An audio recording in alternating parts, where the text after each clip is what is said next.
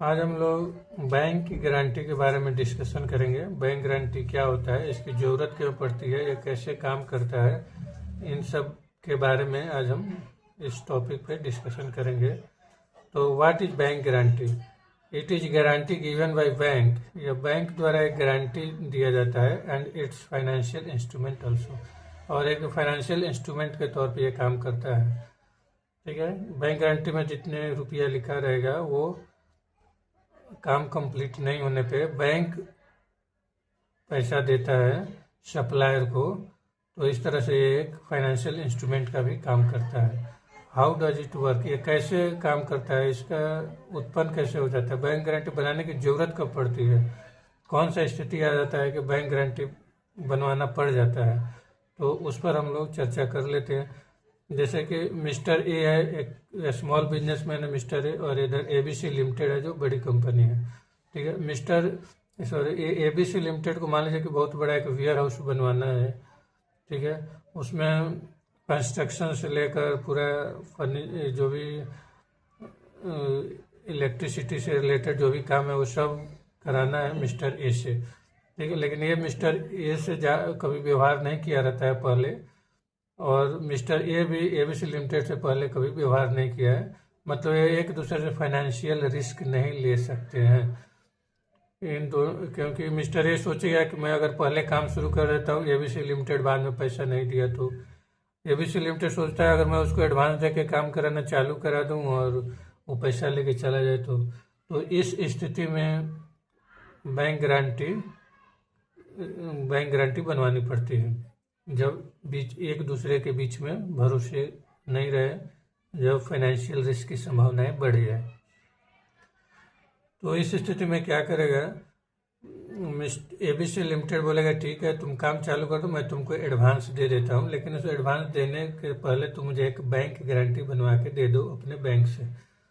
ठीक है, bank guarantee बनवाने के लिए भी ऐसा नहीं है कि बैंक फ्री में बैंक गारंटी बना के मिस्टर ए को दे देगा कि भाई ये बैंक गारंटी मैं बना के दे दिया तो उसका काम करो, अगर तुम पैसा नहीं दोगे तो मैं दे दूंगा। ऐसा नहीं रहता है।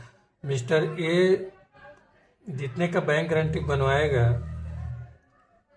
मिस्टर ए जो है जितने का बैंक गारंटी बनवाएगा बैंक से, उतना पैसा या उतने की प्रॉपर्टी बैंक के पास मिस्टर ए का पहले से होना चाहिए।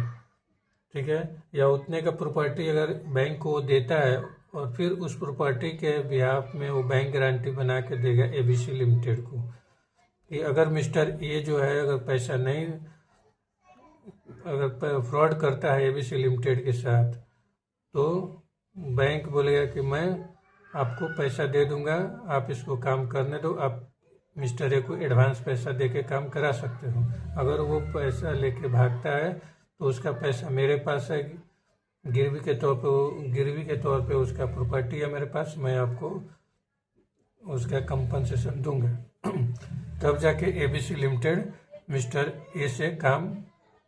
ए को काम देगा। ठीक है, तो इसमें दो कंडीशन होता है। अगर कंडीशन 1 में मिस्टर ए जो है पूरा काम टर्म्स एंड कंडीशन के में जैसा लिखा हुआ है वैसा ही अगर काम कंप्लीट करता है, तब मिस्टर ए जो है एबीसी लिमिटेड से बैंक गारंटी वापस लेगा और बैंक को जमा करा देगा और इसको कैंसिल माना जाएगा, उस बैंक गारंटी को कैंसिल माना जाएगा, क्योंकि सभी टर्म्स एंड कंडीशन के अकॉर्डिंग काम हुए हैं।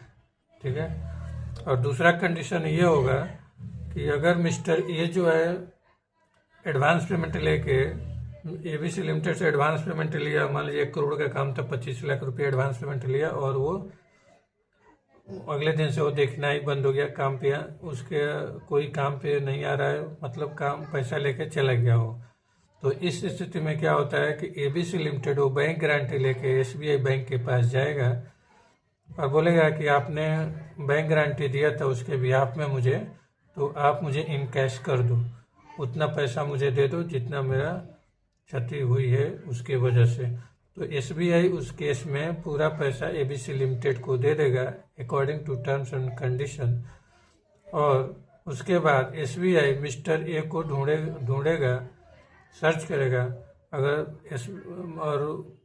मिस्टर ए से मिल जाता है तो उसके बाद SBI ने जितना पैसा ABC लिमिटेड को दिया है प्लस इंटरेस्ट एंड पेनाल्टी के साथ मिस्टर ए से वो पैसा वसूल करेगा SBI बैंक। तो इस तरह से सेटलमेंट होता है बैंक ऑफ गारंटी का।